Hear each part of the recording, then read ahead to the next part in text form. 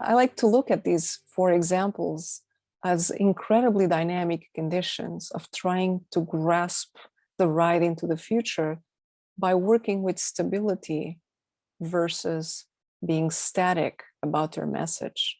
They have both the medium and the message in a relatively moving ground as a way of being able to continue to be relevant and be able to be legible. So they are the a priori universal image culture, an image that we think is universal at this time and might continue to be in the future, a new local culture, so an idea of a creation of an oral culture of different time scales, together with memory markers that is able to push a message into the future. The geo-monument, something that works completely without our help. It starts to install regular patterns that show that something is there and therefore then might be able to be read as such and instill curiosity by something at some scale. And the biogeo-meme, which is the RayCat, which is biology trying to move into the future again without us or potentially with us. The alternative term Arroway seems to favor is the Cthulhucene, a name for the dynamic, ongoing, synctonic forces and powers of which people are part. So this alternative term is also a way of saying, let's not think of what we are creating, what is the object that we're trying to create. Let's think of everything we create to create that object. So often, in order to create something that is virtual, like content or information, we create a series of other technologies that support that.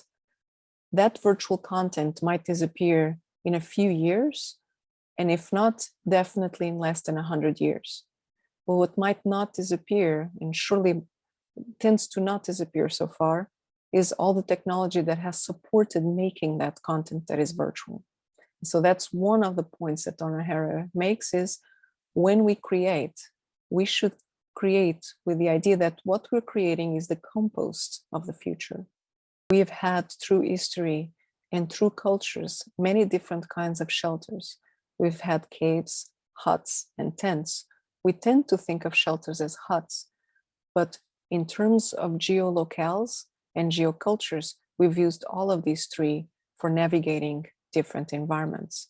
And the tent was already part of Vitruvius thinking in the 10 books in the 1st century BC. But also, how do these typologies of shelter, again, the cave, the hut, the tent, offer tools to recover from disaster and the fragmentation and discontinuity of environments it produces? For instance, Aldo van Eyck's projects included a number of typologies across decades of a long career. For instance, a number of schools for early education, but also including kits of parts playgrounds that could insidiously fill in urban gaps produced by war bombings and create new centers of community building in neighborhoods through the buds of the new generations.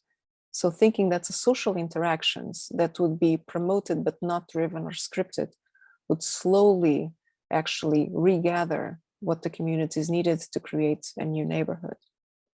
So the question here again is, how can we conceive of these scales and these technologies per se that map and bind as well us with the world and with the problems and the scales that we are trying to design for?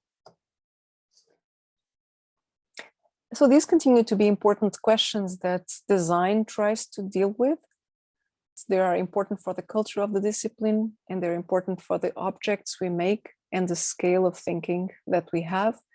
And these are the particular problematics that seem to right now be incredibly generative of a paradigm shift.